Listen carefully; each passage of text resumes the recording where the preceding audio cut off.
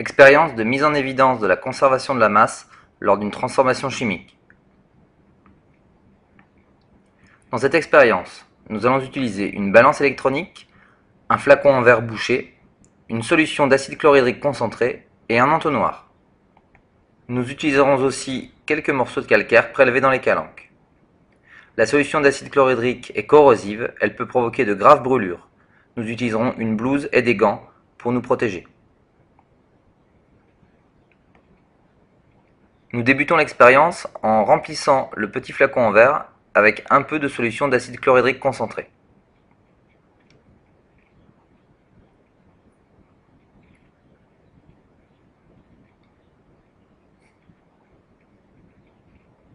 Nous utilisons pour cela un entonnoir pour éviter de renverser de la solution.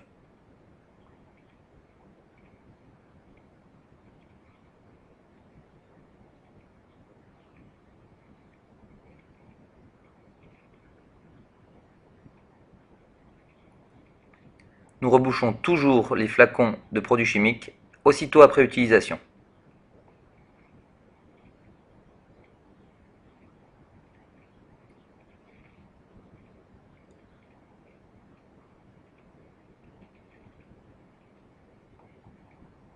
Nous allons maintenant allumer la balance électronique,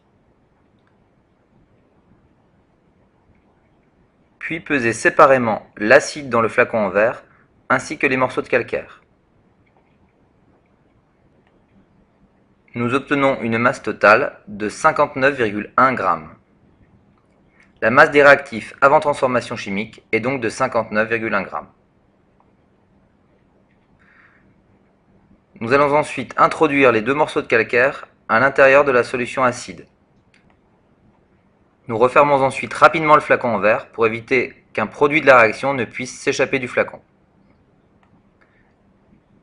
Nous constatons qu'un important dégagement gazeux se produit.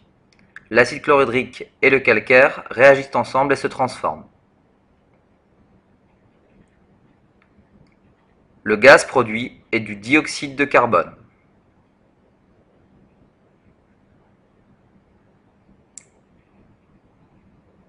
Nous constatons que la masse ne change pas au cours de la transformation. Elle reste stable à 59,1 g.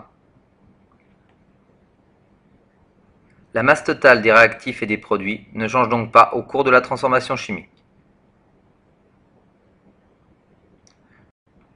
Le calcaire disparaît progressivement dans la solution.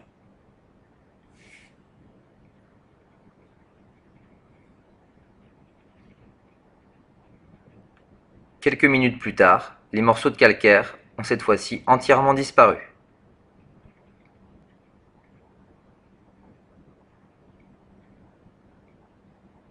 La masse, elle, n'a pas varié. Elle est toujours de 59,1 g.